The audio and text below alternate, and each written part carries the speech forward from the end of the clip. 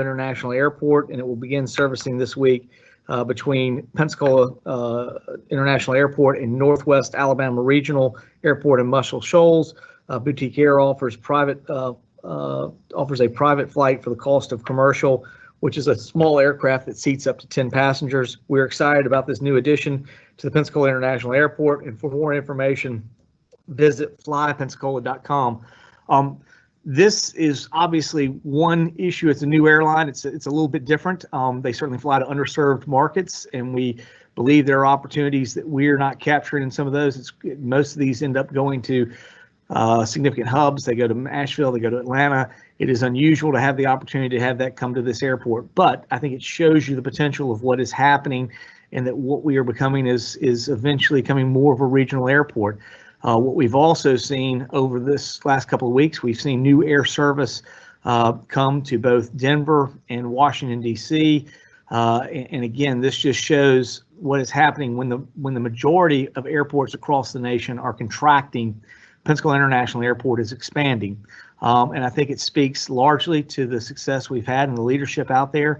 Certainly Matt Coughlin is capably leading us through this COVID process, following the great leadership we had from Dan Flynn. And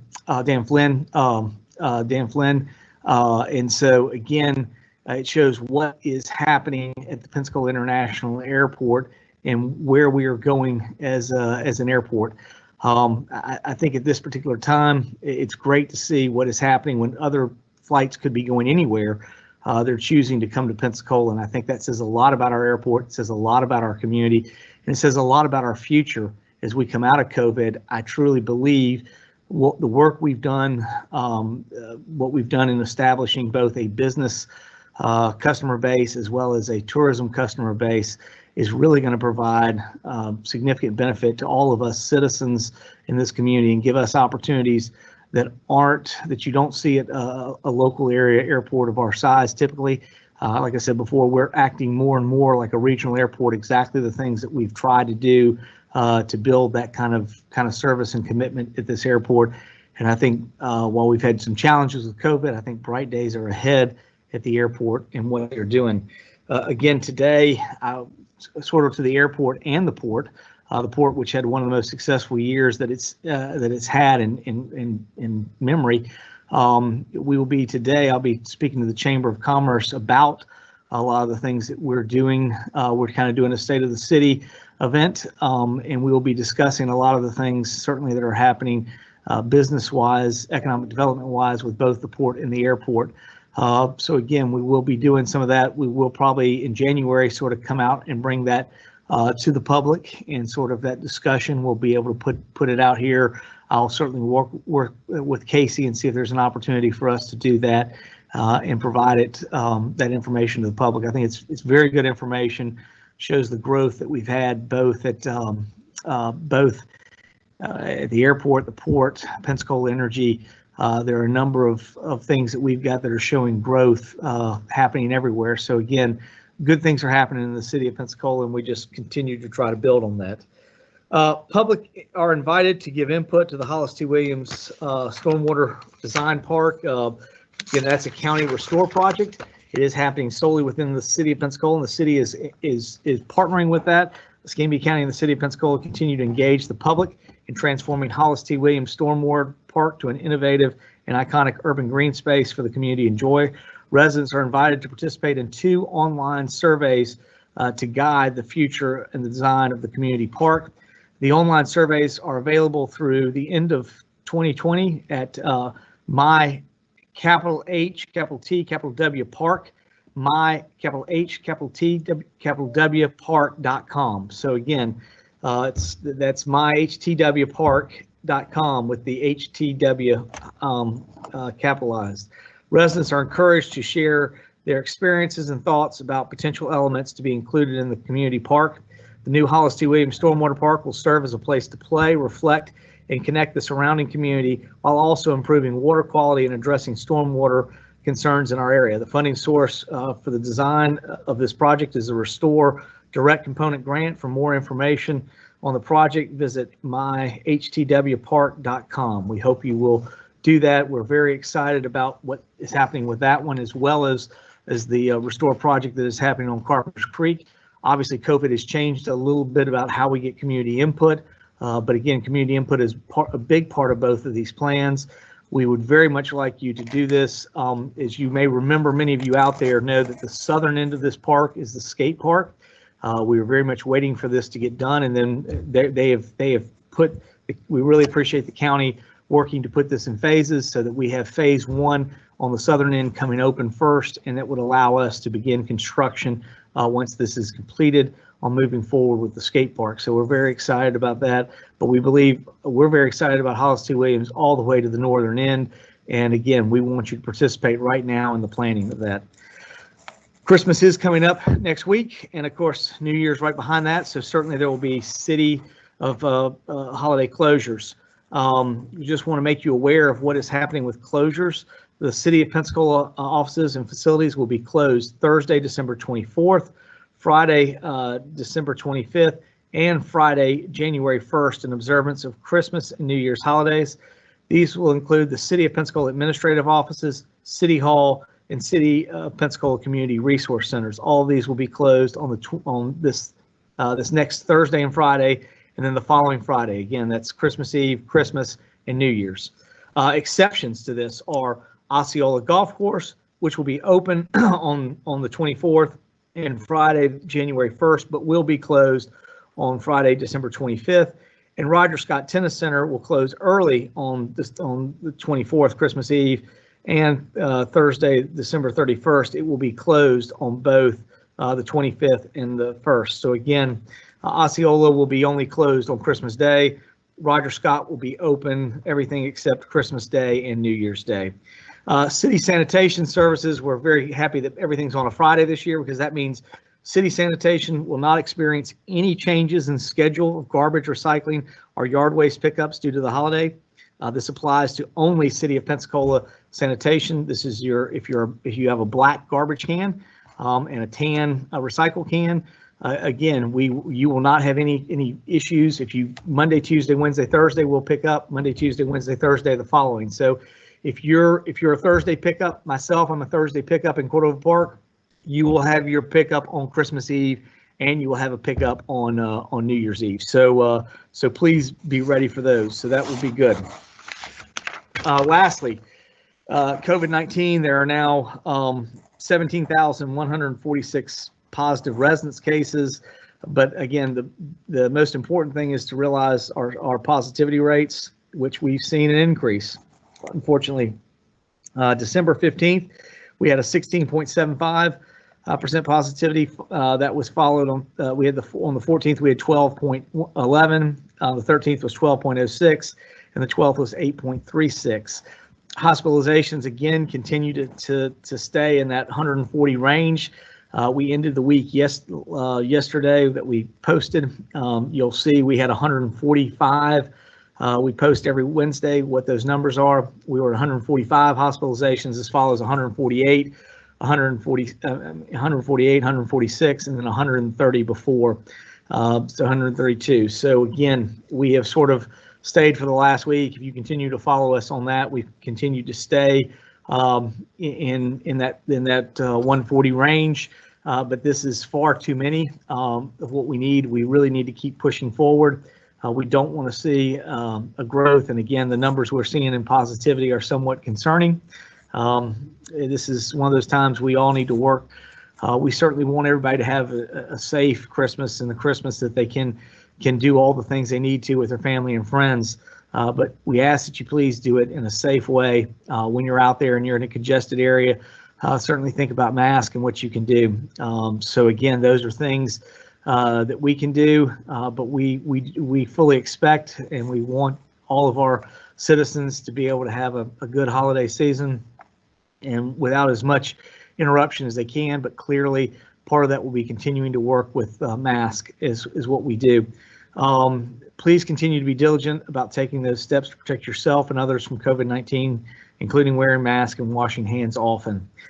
Finally, had a very good discussion on Monday with the hospitals as I was coming back from Tallahassee. And again, the word is from their standpoint, They are still wanting us to get numbers down. They're concerned about where they're going. However, they are able to function. One of the things they're most excited about is obviously the vaccine. We spent a significant amount of time talking about vaccines. I believe some vaccine has started to come in this week. The hospitals, some of them expect to get it next week. They believe to begin doing their healthcare workers. That's the first thing. Again, healthcare workers, first responders, and then congregate living facilities of people of an advanced age will be sort of the first phases that go through in phase one, the ABC of that. So we do expect to see first responders, and our first responders, we're communicating with Chief Craner. She's been working with Florida Department of Health. We expect to participate with the allotment that comes to the Florida Department of Health, that our first responders will start sometime in January. We will be phasing it in. Again, that was communicated our plan. I think it's very wise. We're not going to have everybody go get it at the same time. Obviously, just wanting to make sure that we keep enough staff ready that is able to respond, and again make sure that again they are protected. They have the vaccination and will be able to be protected. As we move through that, they'll move to, after phase one, A, B, and C are completed, we'll move to phase two, which I believe is essential workers. And then we'll be moving into the general public. And there are several protocols about who has the opportunity and who doesn't. But certainly by the time we get into that, we hope to have more vaccine available and for individuals to be able to come forward. I very clearly want to communicate that I think this is what we've been looking for to eventually get out of the whole part of COVID. I think is what we've dealt with the last couple of months since March of 2020. We are ready to do something different, and I think part of that is finally getting us as a community. And I realize COVID has not been significantly fatal or even impactful to many of those that have gotten it. But there's no doubt in a large segment of our community, it has been impactful and even potentially fatal. The big issue that we have is, again, trying to make sure our hospitals don't get overrun so they can continue to take care of us. To make sure that happens, we all need to be doing what we can to take the vaccine. I was asked the other day by Jim Little if I intended to take the vaccine, and I will take the vaccine, but I want to be very clear. I'm not skipping the line. I mean, when my segment of where I am comes up, I will get the vaccine, but I'm not getting it early or doing anything else. I will be taking it exactly at which time I'm allotted. But when that opportunity is available to me and where I fit within the community and doing that, I will take advantage of doing that. I think it is something that all of us need to do to protect the entire community. Is what we can do. So again, we want to message, what we've heard from our healthcare workers. We want to see some type of protection coming forward to make sure that we get to where we need to, so that we don't continue to have to deal with this virus as we move into 2021. And again, no one will be more happy about getting done with the virus than myself. And so, again, I intend to move forward, but I'm only going to do it at which time I'm scheduled to be allowed to do it. So I want to be very clear about that. Lastly, this Monday, and I appreciate you allowing us to be a little flexible and move dates on this. We got an interesting opportunity to participate and go to Tallahassee and talk with some individuals who have been very involved with dealing with homelessness, panhandling, and a variety of other issues in Tallahassee and Leon County. We had a chance to see what they've been doing, and they've been working at this for a number of years. They really, in many ways, are about step 4 or 5, while we're still trying to get full here with step 1. We have some plans that will be coming out into the spring. We continue to work with legal on some of these things to figure out what we can do. But it's every bit of my intention to come forward. Part of it is moving into some of these things that we talked about, what we had a chance to see. We had a chance to go see the Kearney center, which is an unbelievable. In many ways, it's the center we've been discussing about a chance to bring all of those that participate in homeless services together into one location. We've talked about this in a day center, and it confirmed everything that we said. They said that is critical. They did have bed space and shelter space, but I will tell you that shelter space and bed space has not been utilized since COVID. So again, the traditional ways that we've dealt with homelessness and dealing with shelters, none of that's been happening anywhere related to COVID, but they did have a facility that had that. They still believed in having a centralized facility where everyone that comes and deals with homelessness comes there and participates and works and helps at least the programming side of it. The computer system, the HIMS system that the different groups have to participate. You can centralize that. They confirmed so many things that we thought as they went through there. It was very interesting. Again, some of the things they also confirm are you need to be taking those ways to help deal with your homelessness, but part of it also is addressing panhandling and stopping panhandling. It's not productive. Giving to panhandlers is not productive. What you need to be doing is giving to organizations that ultimately do the work, like the Carney Center, and we would love to have something like that in this community. They're very fortunate in Tallahassee. They have a very wealthy individual, Mr. Rick Carney, who is really taking this on. We had a chance to sit down with him and spend about an hour with him talking. That was phase one, was the Carney Center. Phase two, they bought a couple of hotels that really deal with transition space, and because the right now the dormitories are closed, they are moving all their people into these hotel spaces because of COVID. That's sort of their phase two. And then phase three was incredibly interesting. We went and visited the dwellings, and that's where we had a chance to sit down with Mr. Carney and a couple of people that he has. They are a private group. They have participation with the city of Tallahassee is a small participant. Their major participant is Leon County. Leon County has a very strong participation with them, but it's again run privately. The dwellings is basically about 133 unit tiny home village. It is their way of moving through homelessness and providing those services. There's programming there to help people get started.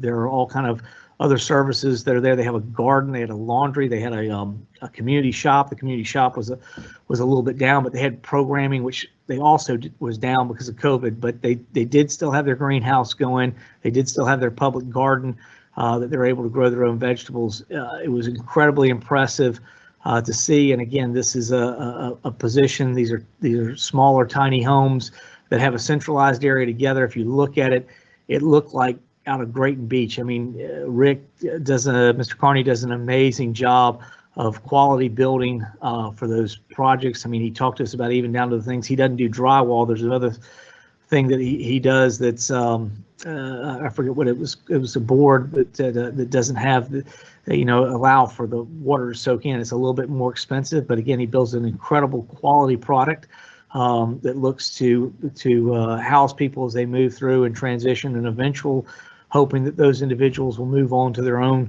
house once they have stabilized, have a job, have opportunity, and other things. So it was incredible to see their three-phase approach of how they deal with this. I think some of those things are things that we could be on our way doing. One is it would take significant partnership and collaboration between the city of Pensacola and Escambia County, which we've talked about for some time. It would also take some private sector investment, but I think there are a number of individuals in the private sector who are passionate, who are looking to do things with homelessness that we have. We have good partners here. While we may not have a Rick Carney, we have other things certainly there. And I think these things are eligible if we got to start with phase one, and we got to start working. And I walked away with that, with a lot of things that we're sort of doing, and also made some changes to what we wanted to do coming forward with some of our solutions with homelessness. So it was a great visit for me. I really enjoyed meeting Rick. He's good friends with a real good friend of mine who was on the commission at Leon County. So they were good friends. So it gave us a chance to communicate It's just impressive to see what they've done and the way they've been able to invest in helping their problem. And again, they'll be the first to say it's not perfect. They don't have everything solved, but it really allowed them to move into other things. It allowed them to stop some of the issues dealing with panhandling, which again is an unproductive solution for both the individuals who are on the street as well as the community as a whole. So there were a number of things that I thought were there, but you've got to give options, you've got to give opportunity, and you need a funding source to do that. And it was impressive to see what they were doing, and as we go forward, the opportunity for us to maybe see how Tallahassee is doing this, follow the Tallahassee-Leon model, and continue to move forward. So it was a very productive Monday for me. I was very glad I had the opportunity to go. I'm sorry I missed you, but overall, it was a great visit. I will now, Casey, be happy to open it up to questions and answer any questions that we have. Sure. So the first one is Studio 850. Sorry, my notifications are going off here. At this CPAC meeting, Chairman Buchanan discussed a series of town halls to gather citizen input and what he said were priorities. Do you support CPAC town halls, and how will citizen priorities be used? Will this shape the selection process for the new PPD chief? Well, again, I think we will. I don't think the town halls are going to necessarily be a part of the police chief selection, but I do believe we plan to engage the public as that goes forward. The town hall meetings are for dealing with what CPAC is doing. I certainly support Drew in doing that. We would have expected to have town halls in a variety of other ways. The challenge has been, how do you do them? So I did talk to Drew. I told him I'm receptive to looking at an in-person one. Obviously, proper space, mask, proper protocols that we're going to have to do that. So we are looking at doing that, one at least, maybe two if the first one is successful. What I really pushed Drew to, and I think what we can do, is to do a virtual town hall and do a couple of those. Every week I have the opportunity to participate in our Rotary Club on Zoom. I mean, there's no reason we can't do that with probably 60, 70 people involved. That's really very low impact in price as far as what we have to do to set it up. And again, very little impact on COVID if everybody's there. So I did talk to Drew. I would like to encourage us to do some virtual town halls, but I told him I was receptive to a in-person town hall, and if that's successful and we can see that we were successful in not creating a breeding ground for the spread, we might look at a second one. So absolutely, community input is a part of it, but that is community impact for CPAC. It's not community. It's not going to be the same thing as the police chief. We will be doing that. But that will come out as we go further and we have the chance to work with Ted and Keith. And I think they're going to have more protocols and guidelines for what that entails as we get into the new year. And I'm sorry about the echo. Hopefully it will go away. It usually does on its own. This is from Andrew McKay at News Radio. Why are we conducting a national search at significant cost when we already did such a search to find Chief Chrisman? The whole point of that search was to find Tommy's replacement. Well, that's not totally true. The purpose of that was to find a deputy chief that was going to have some time to mature into the process. When we made that search, Andrew, and I don't know if you were here. I know you get on right after your show at 9. I don't know if you were here when we started. That process, when we went through it, it was clearly intended that Tommy had communicated to us that he expected he still had at least 2+ years to go through the drop program, and he intended to complete that out. That was very much a part of where we are. We're barely 6 months into that, and now we're finding ourselves moving forward. Now, with that in mind, I think I've talked to Deputy Chief Chrisman. I expect him to fully apply. I mean, he is very talented. He's had some time, and obviously he will be the interim chief for a number of months. So I mean, he's certainly welcome to apply and be there. And if he's the top candidate, then he'll be the person that moves forward. I mean, we want to evaluate everyone, and we're not going to exclude anybody because they're outside the area. We're not going to exclude people because they're inside the area. Our hope and expectation is that we find the best possible candidate for police chief, and we move forward. I mean, talking with Tommy said, listen, police chiefs typically roll over every 3 years, and so again, our expectation was to have somebody that would be groomed, that would be able to take over. We didn't get to the full 3 years. That's what's precipitated the need for us to take this action. And I'll be the first to say I'm incredibly impressed by Deputy Chief Chrisman. He didn't necessarily bat an eye one way or the other. He expects to compete. He expects that he has the ability to do it. And so, I mean, from that standpoint, he's never complained about having to go through a process. So I think he understands our position is to get the best possible person in there. And he believes he fully has the capacity to compete. So again, we will evaluate. We're going to evaluate with everything across what we have, and we want a good search that's not looking at a deputy chief. I think there are probably some people we didn't capture that would be interested in looking at the chief position that may not have applied to us for the deputy chief position. So I think we need to open ourselves up and at least look and see what's out there. I think we owe that to the citizens. We owe them a process to be able to say whoever we choose at that point was competitive amongst everybody that we had. And I think if we do that, we've done that for every single position. I don't have my chart here. I gave that to you guys in the press conference. Every single position we've hired since we've been here, we've done this process. Sometimes it has produced people who are already here at the city. Sometimes it's produced people that are already here locally. And sometimes it's produced people that have come in from outside the area. All of them have made us a better community and a better organization. So I don't think police chief's any different. And I think we need to do that. And I think we need to be able to look at the citizens in the eye and say, hey, whoever we choose as the police chief, we went and we looked the entire country over, and this is the best possible person that we need, and they're going to get us to where we want to do and take care of our mission. All right, and I'm going to skip over one question because we do have a lot of questions about the police chief process. So I'm just going to ask all of those together or keep those together, I guess. This is from Amanda at WAR. Has the selection committee been formed yet? Are there any names you can share?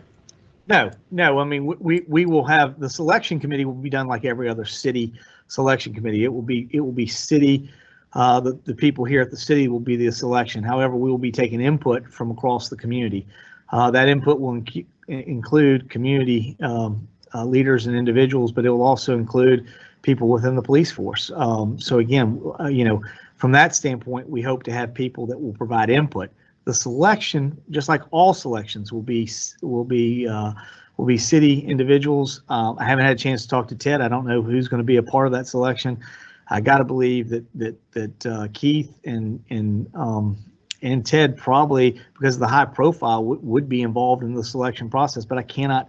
I mean, I don't have those names right now. But I can assure you, it's going to be high profile city leadership because of the general police chief position. But again, that'll be really between Ted and Keith as they come forward with those individuals. But we do expect to reach out to the community to get input, and we also will be looking to get those individuals. And like I said before, I think you're going to have that happen as we get into January. We don't expect this search process to be completed until late March or early April. So, we understand. I mean, now is like the worst time to try to get started on anything for the next 2 weeks. So we're trying to be very clear with you. The communication. Don't expect to see anything until we get outside the holidays. And this is also from Amanda. Do you anticipate a lot of local candidates for PPD chief? I mean, my expectation is people who we want to go out there and get applications from as many good people as possible. Certainly, it could be local, could be statewide, could be national wide. I mean, we want to look at it. Obviously, they're going to have to fit our community. That'll be the selection process that we move through. But again, at the end of the day, we want as many good people to apply as all over. That's the whole reason we're doing it. And again, we've done this for every search process. Those of you in the media, I've sat down with you and I couldn't be more confident with the team we have. And if you look at our directors, I put our directors up against anybody. Again, we have people that we got here locally. We got people who are actually working at the city, and we have people that we've brought in from outside the area. It's a real good team that has a good mesh of those things. And so I'm not going to exclude anybody from being a part of this process. Whoever becomes the next chief needs to be able to show that they were the best individual on all surfaces and all fronts, because they're going to do the best possible job for the citizens of the city of Pensacola.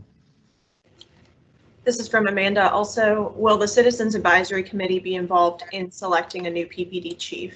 I mean, again, we will be taking input from the community, so I can't believe they're community people. They're involved in that. So I believe if they want to provide input, they're more than welcome to provide input. We will take input from all citizens, not just those on the CPAC. So I want to be very clear that we will take input from everybody. And our goal is to get input from all people. But certainly the Citizens Police Advisory Committee is there. If they want to provide input into that, they're more than welcome to. But so is every single citizen. Just because you're not on the CPAC doesn't mean we're not going to listen to you. So I don't want somehow people to walk away from this thinking, well, I'm not on the CPAC, so I won't get to do stuff. If you're not on the CPAC, don't worry about it. You're still going to have the ability to provide, information and input. And again, we're going to go and include everybody. We said that was our goal. And this is from Andrew McKay. Your comment about maturity and wanting more time seems to imply you think Chrisman might not be ready yet. Is that your opinion? It's not my opinion at all. I told Kevin that I expected him to apply. What we went through what we went through in last spring and the summer was a search to find somebody who was going to be a deputy chief. We didn't search for a chief. We expected that to happen. We had a plan. We thought we were going through with the plan. Obviously, the plan changed. It was not the city that changed. But the city has to be able to roll with things. We're not going to. The expectation of what we had and what was going on was one thing. Things change. This is what happens in public sector government. You don't expect to have a hurricane. Sally hits. You got to be prepared. You don't expect to have a pandemic. You got to roll with it. You don't expect when you talk with somebody and they tell you this is what they're going to do and then they change their mind. You don't expect that. But at the same time, we understand. We understand why Tommy has made the decision he's made. We do believe ultimately, while it may cause some challenges to us and a change of a plan for the next 3 months, we believe the long-term capability and relationship opportunity with Chief Leiter being now at the Escambia County Sheriff's Office really creates an opportunity that we've never had before. And it really creates an opportunity for the Pensacola Police Department and the Escambia County Sheriff's Department to work in a way they've never had before and to create a very strong relationship. Again, as we went through this campaign, we were very clear for Sheriff. We were in a great position at the city of Pensacola. We felt like no matter who the choice was, it was going to be two individuals who had formerly been the police chief of the city of Pensacola Police Department, and now they've hired another chief. So again, from our standpoint, we believe this creates a very good working relationship and an opportunity for us to work in a way that we have not had for the last 12 years and certainly have not had even probably before then. So we're very excited about the opportunities that are provided by this. Did they cause some angst and change of plans for us in the immediate future? Absolutely they did. But we roll with it and we move forward. I believe Captain Chrisman, our Deputy Chief Chrisman, has every ability and right to apply, and he'll be stacked up against everyone else. And I will tell you this much, at least I can tell you from says a little bit about who he is. He's not afraid. He is not afraid of competing at all for this position. And I think that says a lot about him. And I think it says a lot about the department. But again, when you look at who we've done, we have in this leadership team, we have replaced people from within here at the city of Pensacola. We've brought people in from other places locally, and we brought people from outside the area in. But we have made a great team here by doing those things and having the same process that we follow the same exact way. The selection process, I don't see deviating one way or the other. We will perhaps take a little bit more citizen input on this because of the high level nature of the job. But again, from that standpoint, the selection process will stay the same. I think we will take more citizen input in this process. And you don't have to be on a CPAC. You don't have to be on anything. You have the ability to communicate and get your opinion in. We're not just limited it to those individuals. If you want to get information in of things that you think, please give us that information. We want to engage the entire public, and that also includes the Pensacola Police Department. We went yesterday to the Pensacola Police Department, and we told them they're going to be a part of this process as well. So our goal is to get as much information as we can, make the best decision we can, and when we come to you in probably late March, early April, we're going to be able to tell you this individual, we looked high and low all over, and we've been able to find the right individual who's going to be able to lead us forward. This is from Jim at the News Journal. Were you surprised by Chief Leiter's decision to leave the city? I was, only in the sense that the Chief Leiter had told us as we went through the process he intended to stay there. I know I've talked a little bit with him since he made the process, and he simply told me as he looked at it, his life's changed dramatically. He's newly married. He's been away from us for about 3 weeks, and I think he looked at some things, decided some stuff, and decided this was a great opportunity to do something else and a different challenge. I totally understand that. And like I said before, I'm happy for Tommy. I wish we'd had a little bit of a different discussion last summer, last spring. It would have changed some things we did. But again, if he has a change of mind and a change of heart, every single employee I have, every single director we have here, if they choose to do something else in their life, whether it's just retire or whether it's to go somewhere else, we're happy for them. We want them to make the best possible choice. Clearly, we hope that best possible choice is to stay here and be a part of this family. But if they choose to go somewhere else, I've never begrudged anybody for going and doing something else that they want to do. It's their life, it's their opportunity, and if they have that chance, they ought to take it. So again, you're going to have to talk to Tommy and ask him, what changed in that process. But clearly, from our standpoint, it's like a hurricane or a pandemic. We just have to roll with it. We move on. We go forward. The good thing about it is it makes it real easy. When you have somebody like Ted Kircher, when you have somebody and they say, this is going to be the process we're going to go, and we're going to run down this, and we're going to do it the same way we've done for every single office. We've done this in every single department.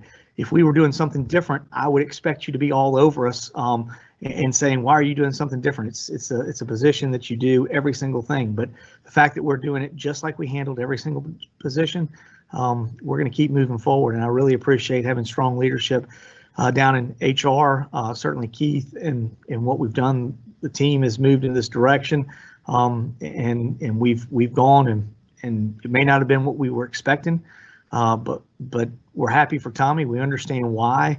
We believe it will give us a better relationship long-term with the Escambia County Sheriff's Office. So we think all these things are good. And we think while it creates this little bit of turmoil for us for probably about 3 months, we're going to go through a process that we've done in every single other department to find out who that department head is. And we will go through this one. This is from Amanda at Channel 3. If the deputy chief is selected as the next chief, will there be another search to fill his position? Again, I'm not getting into this. We will make choices when we get to the end of it. I don't know who the choice is going to be. I don't know who we've got to select from. All those things will be evaluated when we get there. We're not going to speculate on anything necessarily going forward. We're going to move forward. We have a search in front of us. We're going to do that search. And this is from Jim Little. What are the qualities you're looking for in a new police chief? I think we're looking for somebody who first has to be able to lead, has to understand law enforcement, has to understand all aspects of it. I think they've got to understand people though too. I think they have to understand how we work to provide the best possible services we can, and how we can be inclusive in that. One of the things that I think I'm most proud of is, and I know had an opportunity to talk last week with Rick Outson about there had been a poll he did, the little survey poll, and it showed where we were and the satisfaction and the dissatisfaction, I guess, relative to it. To me, it wasn't about the fact we had 64% satisfaction rate. It was much more about the point that nearly all the districts, all 7 districts, were almost the same thing. I told Rick, I said, I thought that was the most important thing that I saw in that is that every section of the city, we made a commitment when we came in here that we were going to be consistent across the city. And the fact that the city residents almost consistently across districts rated us almost the exact same way speaks to the consistency and the inclusiveness. So that's obviously going to be a part of it.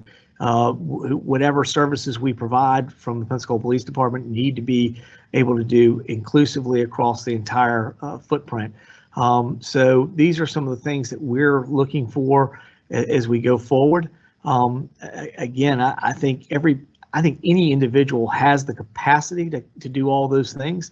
It'll be the individual that shows and displays to us that they can comply with that. So, from that standpoint, let's do the search. Let's see who applies. Let's see who we get and have an opportunity to interview, and we'll stack it up. And the one thing I can promise you is, just like we've done for every single position, we will choose the best possible person that makes us go forward is delivering the top quality services that we can. This is from Amanda. Do you have a sense of the attitude toward Chief Leiter's departure within PPD? I mean, you'll have to speak directly to them. I mean, obviously, Chief Leiter is well loved in the community. So, I mean, I think there's a lot of people who will be upset by it, but it's not like he's leaving the area. I mean, he's going to still be a resident of the city of Pensacola. He's going to be working in a law enforcement and give us an opportunity to work with him. I think those are all things that are there. I mean, but I think whenever you have a successful leader, it's always somewhat disappointing when they choose to leave. But I mean, again, I certainly have enjoyed working with Tommy greatly in the 2 years I've had here to work with him. Is it a loss in some ways to me? Yeah, but at the same time, it gives us opportunity. I think I don't care what job you have. And certainly it's a little bit easier for us that sit here in elected jobs to realize those are temporal. You're there and you will be gone. And again, I think at our place, we understand that all too well at the city, is that at times people leave, they move on. They choose different things, and we're happy for them because they chose the right thing for them in their life. But we have to keep moving forward. And I think that has to be your attitude as you go forward.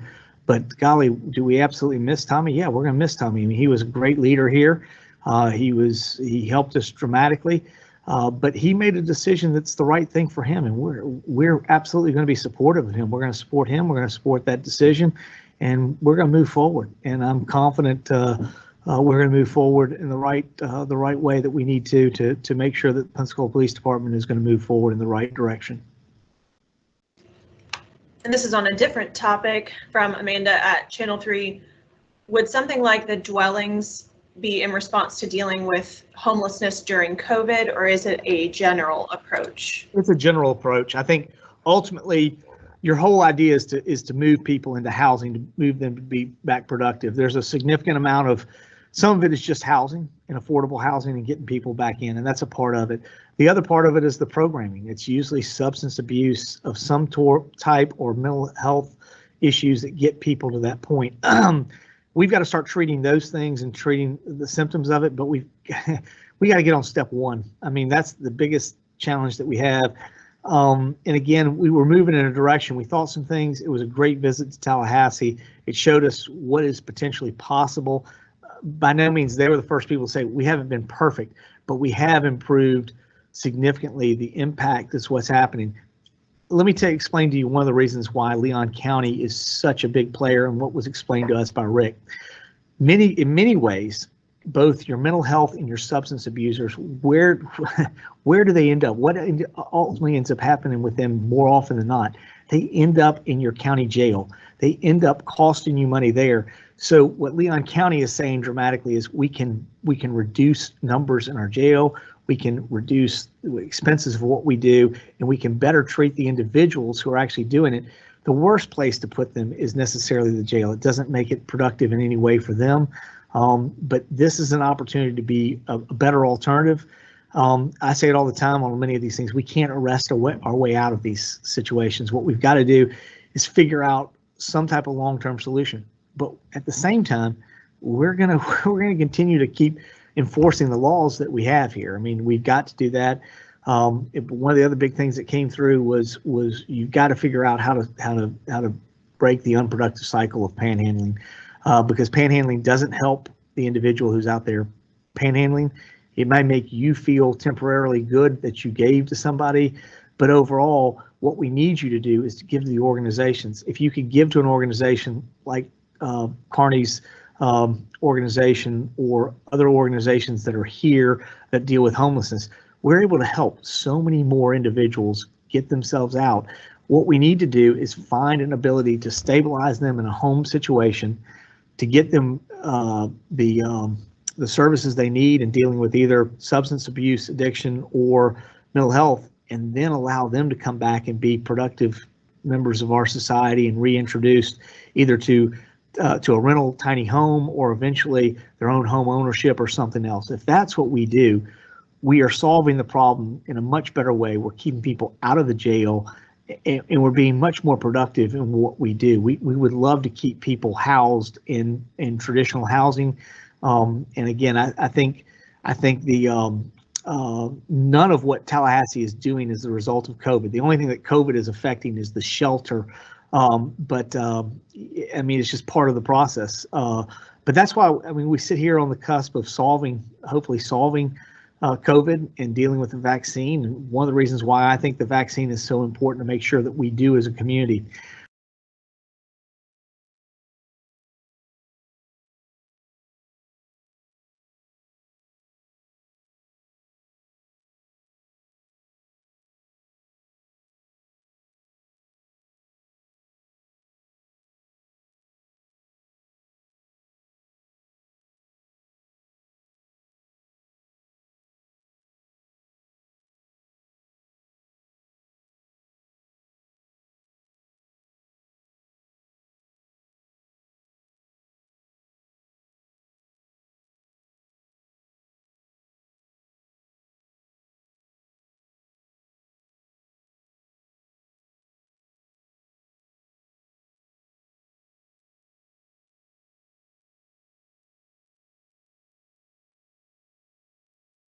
The other part is that I cannot keep stressing enough. I mean, if you look at the airport, you look at other things.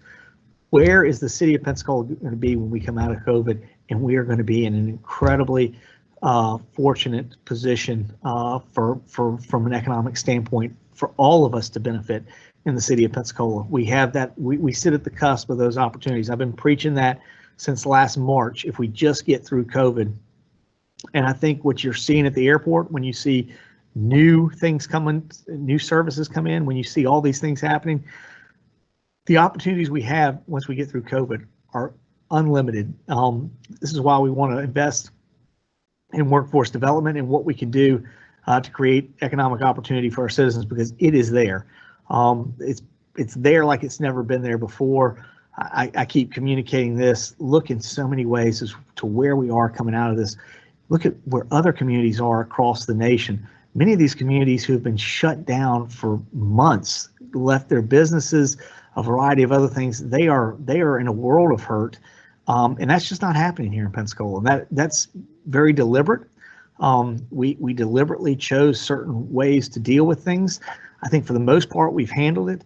Obviously, probably the biggest, I guess, the biggest debate and discussion we've had is related to masks. I think masks are essential in helping us continue to keep open if we're going to do that. And again, different leaders have chosen different solutions. What we've never indicated that we said we wanted to close. What we said we want to do is we want to stay open. We want you to wear a mask.